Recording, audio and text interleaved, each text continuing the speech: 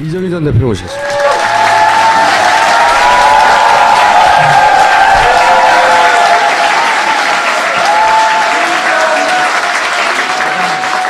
네, 오래간만에 인사드립니다. 이정희입니다. 반갑습니다.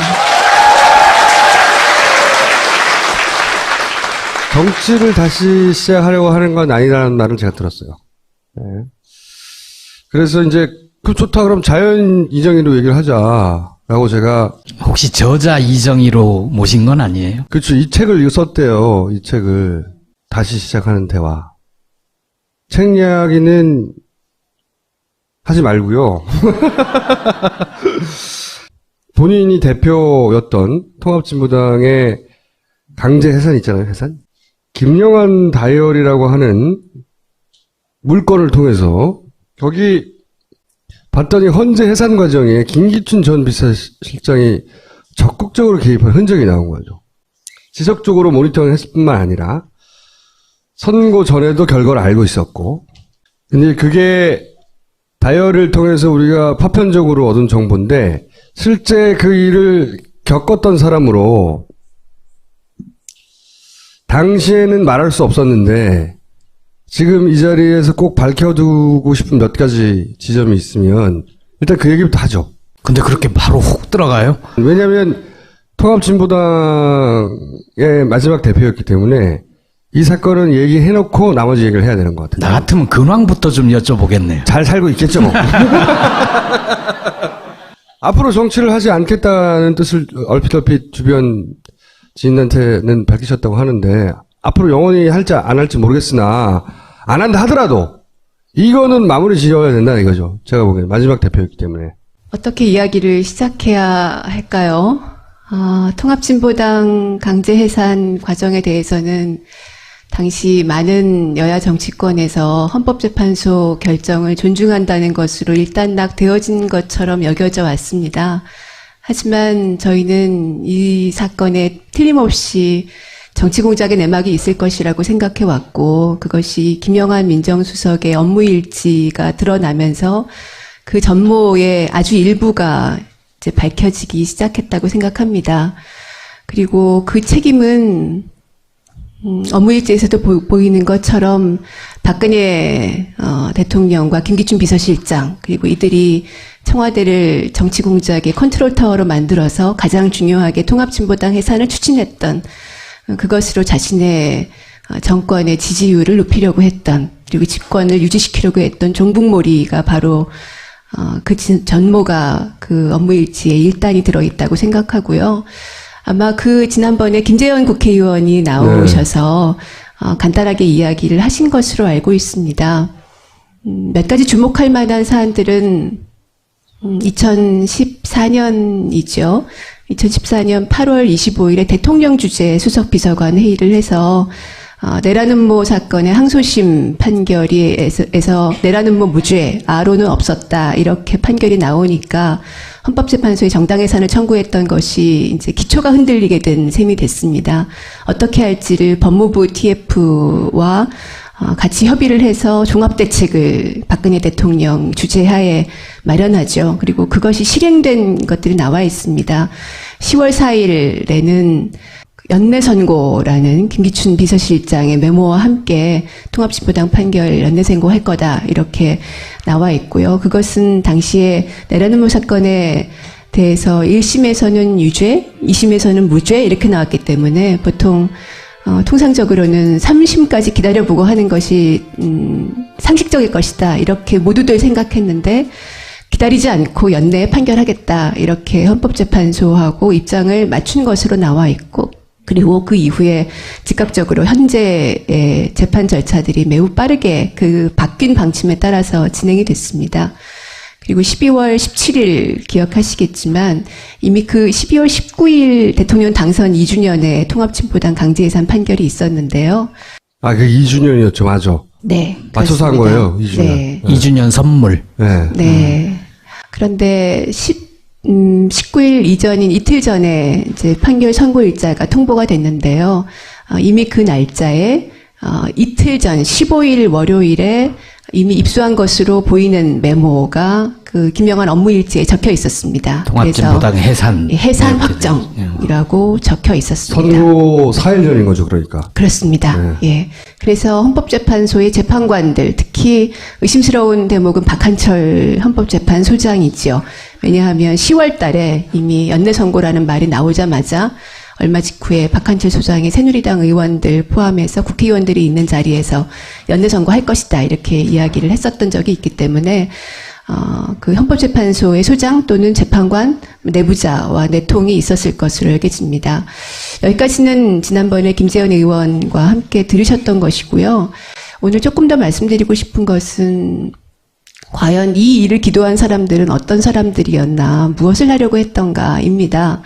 제가 이 김영환 민정수석 업무일지를 이제 한겨레에서 이제 얼마 전에 전체를 이제 보여주시면서 그래서 보기도 했고, 근데 거기에서 놀란 것은 통합진보당을 해산시킨 것이 자신의 정권의 최대의 치적이라고 생각했고, 그리고 해산 이후에 12월 21일자에는 공무원들에게 주의 프로그램을 만들어서 헌법재판소 해산 결정이 정당하다는 것을 주입하겠다라는 이야기가 나옵니다. 그리고 12월 29일에는 공무원들뿐만 아니라 중등교사 지침에도 헌법재판소 결정을 넣겠다.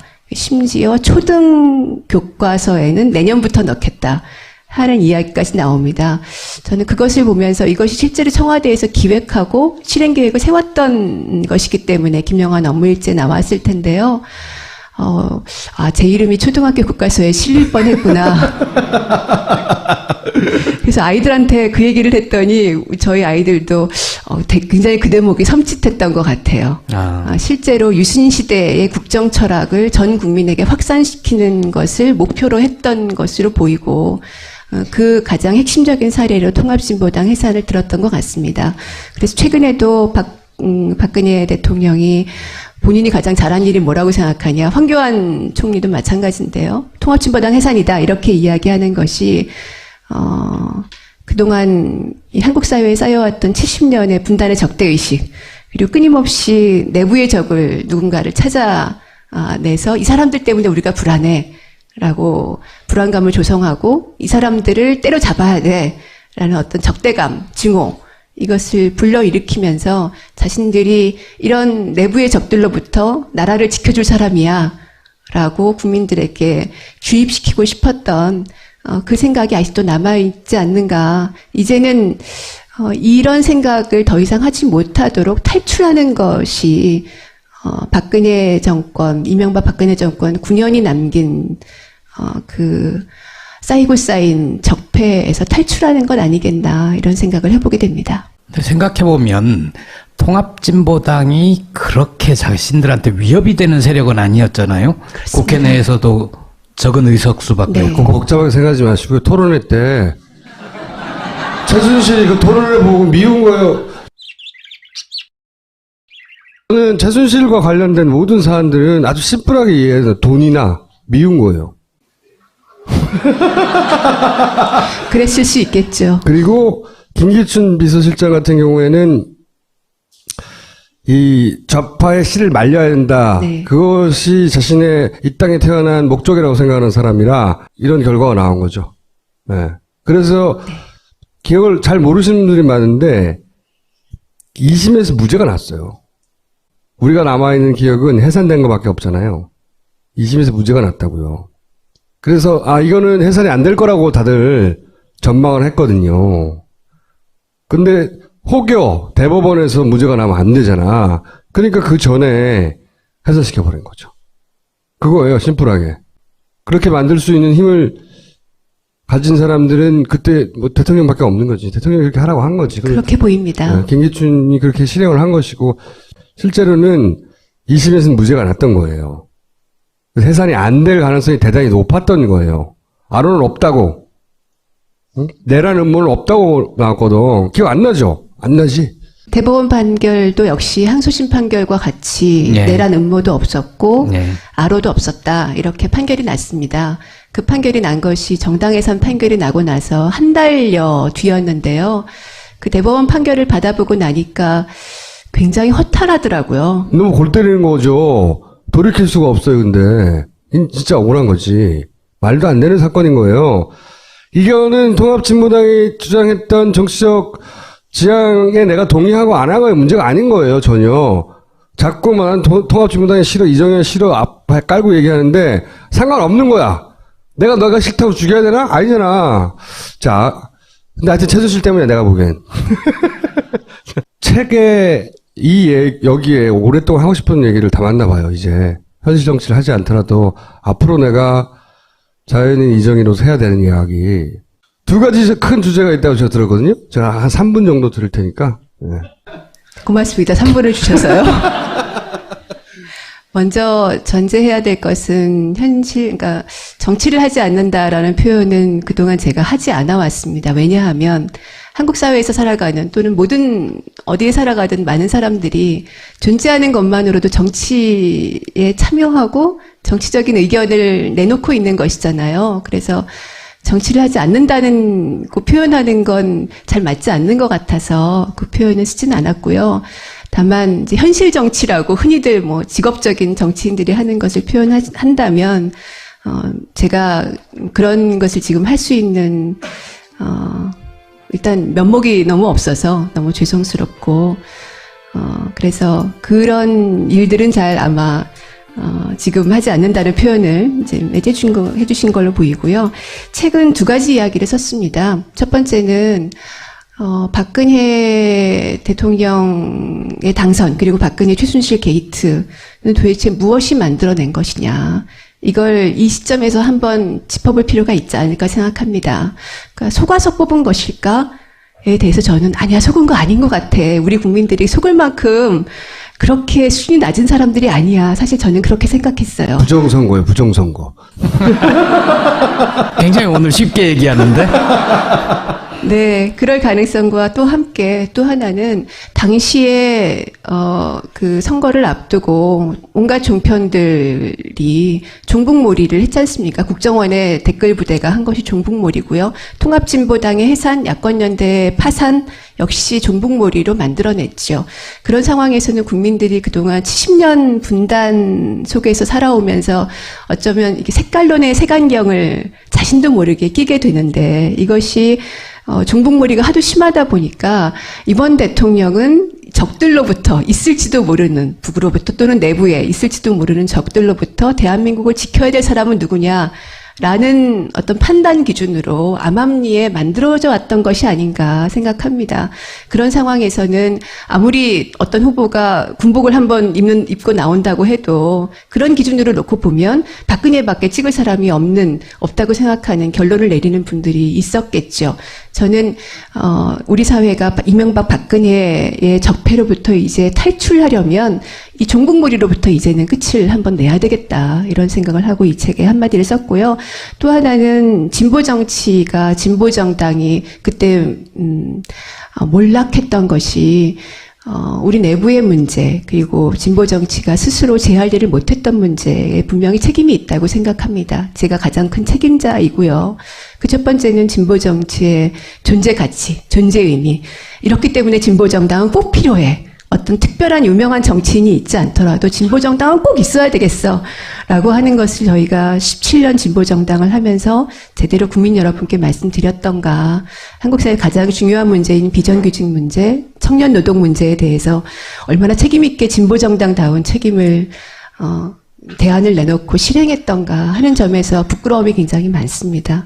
내부의 갈등이 국민 여러분께 굉장히 큰 실망을 드렸을 것이고요. 이런 문제들을 극복해 나가면서 진보정치가 다시 한번 존재 의미, 진짜 진보정당은 유명한 사람 아무도 없어도 평범한 사람들이 만들어 나가는 사람들이 사람답게 살고 주권자로서 국민이 존재할 수 있게 하는 그 과정에서 진보정당이 꼭 있어야 되겠다. 이것을 어떻게 만들어 나갈 것인지, 비정규직 문제, 청년 노동 문제를 어떻게 하면 풀어나갈 수 있을 것인지, 갈등을 어떻게 하면 줄이고 미래로 함께 나아갈 수 있을 것인지 이런 문제에 대해서 말씀을 드리고 대화를 나누고 싶어서 이 책을 썼습니다. 그 마지막은 촛불혁명의 주인공들에게 네. 이런 챕터던데 네, 네. 거기서 하고 싶으신 말씀은 어떤 거였어요? 정치에 대해서 혐오를 가지신 분들이 많잖아요. 정치가 더럽다고 생각하시는 분들이 많으시고, 그런데 저는 정치에 대해서 지금은 혐오로 대응하실, 말하자면 선거 보이콧 이렇게 대응하실 때가 아니라 적극적으로 참여하셔야 될 때라는 말씀을 다시 한번 드리고 싶었어요. 왜냐하면 한국 정치는 보이콧가 얼마나 무서운 것인지를 체감할 수 없는 장치를 이미 만들어 놨거든요. 아무리 적은 수가 투표를 해도 당선이 됩니다. 심지어 경쟁자가 없으면 무투표 당선이 됩니다. 모든 선거에서. 그래서 의사표시를 하지 않고 그냥 무시하면, 외면하면 그것이 곧 찬성의 뜻으로 오해될 소지가 굉장히 크다는 것이죠. 그래서 정치가 아무리 혐오스럽더라도 지금은 참여하셔서 바꾸셔야 할 때다. 이 말씀을 드리고 싶었고요. 또 하나는, 이번 이제 박근혜 최순실 게이트를 보면서 엄청난 어마어마한 돈이 오가고 수많은 기업들이 뇌물을 주고 그리고 수많은 부정과 비리들이 있었잖아요. 이것을 고작 한두 사람이 실행할 수 없는 것 아닙니까? 매우 많은 증인들이 있을 수밖에 없지요. 그런데 지금까지 아무에게도 알려지지 않은 채로 꼭꼭 닫힌 채로 몇 년을 온 거잖아요. 이것을 앞으로 예방하기 위해서 우리는 이런 상황을 극복하기 위해서 무엇을 해야 될까? 영혼 없는 엘리트, 영혼 없는 전문가가 되지 않을 것이 필요한 것 아닌가. 자기 스스로의 용기, 그리고 다른 사람이 뭔가 나에게 그런 문제를 접했을 때, 야, 너한테는 그래도 의논해보고 싶어 라고 하는 신뢰를 주는 사람으로서, 각각의 국민들이 변해가는 것이 필요하지 않을까. 그리고 그런 과정에서, 그런 국민이 조금 더 힘을 낼 수 있는, 국민이 주권자로서 1년에 한 번, 4년에 한 번, 5년에 한 번 투표하는 것을 넘어서서 직접 사회를 좀 더 강하게 변화시킬 수 있는 힘을 만드는 것으로서 노동조합에 가입하시는 것, 또는 진보정당과 함께 하시는 것, 이런 노력들이 조금 더 필요하지 않겠나 하는 말씀을 드리고 싶었고요. 책에서 조금 더 차분하게 접해보실 수 있을 것 같습니다. 다만 이것은 저도 아직 숙고가 부족하고 그동안 경험도 작기 때문에 여러 가지 미흡한 점들이 있을 것 같습니다. 제가 이 책에서 말씀드리고 싶었던 것은, 시도하고 싶었던 것은 대화입니다. 이야기를 나누고 싶다. 그럼 진보 앞으로- 정치가 아주 멀었다면 가깝게. 그럼 이 책을 내고 앞으로 북콘서트를 하면서 대화를 하는 거예요? 북콘서트를 하기에는 정말 제가 너무 면목이 없고요. 대화를 어떻게 책만 내고 나서 대화를 할 창구가 없잖아요. 좀 더 이야기를 많이 듣고 싶기 때문에 저는 근데 그동안 그런 자리를 혼자 만들었으면 꾹꾹 숨어 있었어요. 싶겠어요. 혼자. 왜 안 나오고. 그렇게 나오라고 해도 내가 안 된다고, 안 된다고.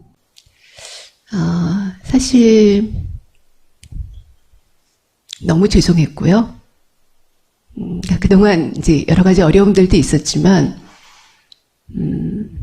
이제 통합진보당이 해산되면서 저희에게 제가 가장 가슴이 아팠던 것은 어쨌든 저희가 굉장히 적은 수고 또 국민들의 마음에서 많이 떠나 있었지만, 그래도 정부 여당에 대해서 이런 일은 하면 안 돼, 이건 잘못된 거야 라고 말하는 최소한의, 그냥 아주 최소한의 보루 정도의 역할을 조금이나마 하려고 노력했다고 생각해요. 그런데 그 종북몰이에 대해서 저항하는 최후의 어떤 존재로서는 있었다고 생각해요. 그런데 그런 존재로서 역할도 이제는 하지 못하게 되고, 많은 분들이 더 힘든 일을 겪으시고, 세월호 가족들 종북몰이 당하고, 백남기 선생님 돌아가시고, 이런 것이 우리가 좀 더 열심히 해서 이겼었다면, 지지 않았었다면 조금이라도 막을 수 있지 않았을까? 이런 회한이 굉장히 많아서 사실 너무 죄송했어요. 그리고 가끔 이제 제가 가끔 당원이었어요, 이렇게 말씀하시는 분들을 가끔 만날 때가 있어요. 정말 고개를 못 들겠는 거예요. 지금도 그런 마음이 채 가시지는 않았습니다. 그래서 하지만 책을 팔아야 되니까. 그래도 대화에 나가는 것이 필요하다면 그렇게는 용기를 내야 되겠다고 생각했습니다. 근데 이거는 내가 말은 안 하셨지만, 그리고 본인 스스로 말을 할 수 없을지 모르겠지만, 이게 밖으로 나가는 게 무서웠죠. 무섭다기보다는 면목이 없어서요. 무서운 거야. 왜냐면, 이게 이제 이정희 때문에 대선에 졌다고 하는 건 진보적인 커뮤니티 게시판에서도 많이 있었어요. 그게 바로 보수 애들이 좋아하는 놀이라고, 그 프레임에 놀아나는 거라고. 그리고 또 말씀하신 나 때문에 당대표로 당이 공중분해되는 거를 나 때문이라기보다 내가 막지 못했다. 그런 얘기 하는데, 예를 들어서 이런 데 나와가지고 내가 무슨 현안에 대해서 막 물어봐. 어쨌든 의견을 말했어.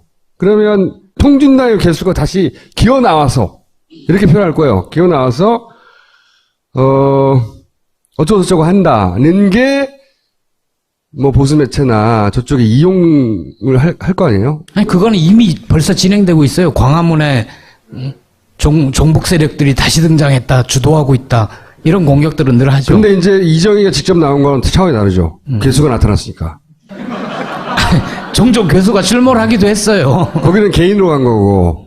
그런데 그렇게 내가 나가는 것이 혹여 이 전국에 그들에게 이용당해 피해를 줄까봐, 혹은 나의 어쨌든 동지들에게 피해가 될까봐, 본인이 아닌데, 그렇게 이용당할 걸 두려워했죠. 했어. 이 방송을 보고 적절하지 않은 타이밍이라든가 이 방송 때문에 결국 또 쟤네들이 통진당 개수를 길거리에 끌어내서 이용할 텐데 이 타이밍에 왜 나왔냐고 말할 사람도 있어. 하지만 그런 타이밍은 따로 없어 이제. 그리고 그런 소리를 하는 사람들이 바로 이 보수 프레임의 자양분이에요. 그걸 먹고 보수 프레임은 잘하는 거예요. 그 프레임 자체를 깨부시려고 하지 않고 그 안에서 조심하는 걸로 걔네를 이길 수 없다고 라고 내가 변명해놓고 삼성 이재용 부회장 영장이 청구됐잖아요.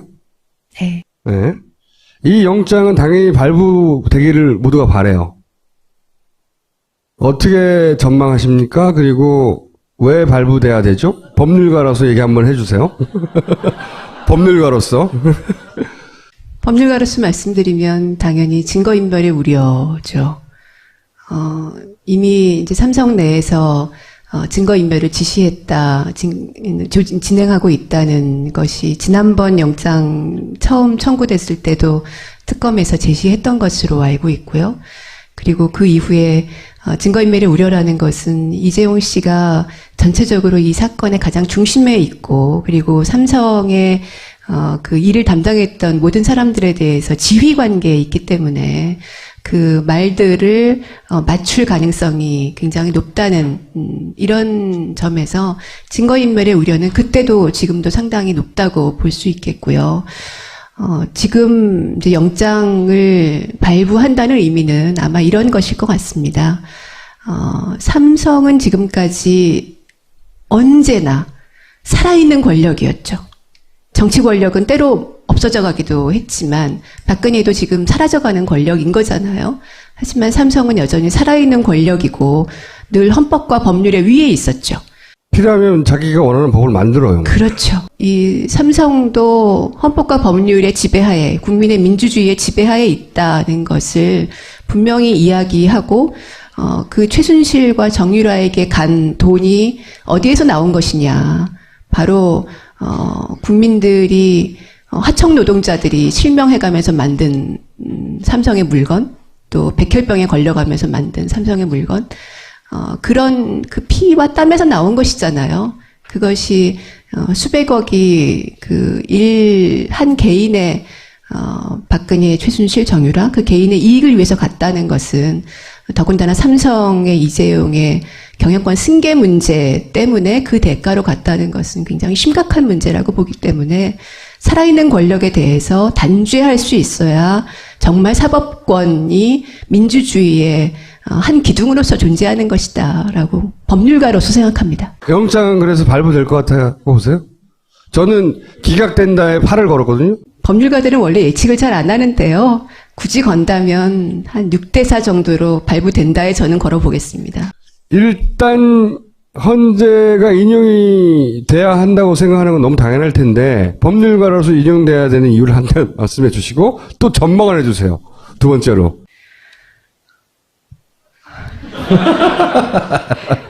인용되어야 하는 이유를 법률가로서 말씀드리면 대통령이 가장 중요하게 자신이 대통령으로서 국민으로부터 권력을 위임받았는데 그것을 실제로 최순실이라는 전혀 어떤 공적인 국민의 위임도 받지 않은 검증도 거치지 않은 사람에게 공무상 비밀을 누설하면서 의논하고 그리고 그 최순실이 만든 어떤 구도에 따라서 국정을 운영하는 모습을 보여왔지 않습니까?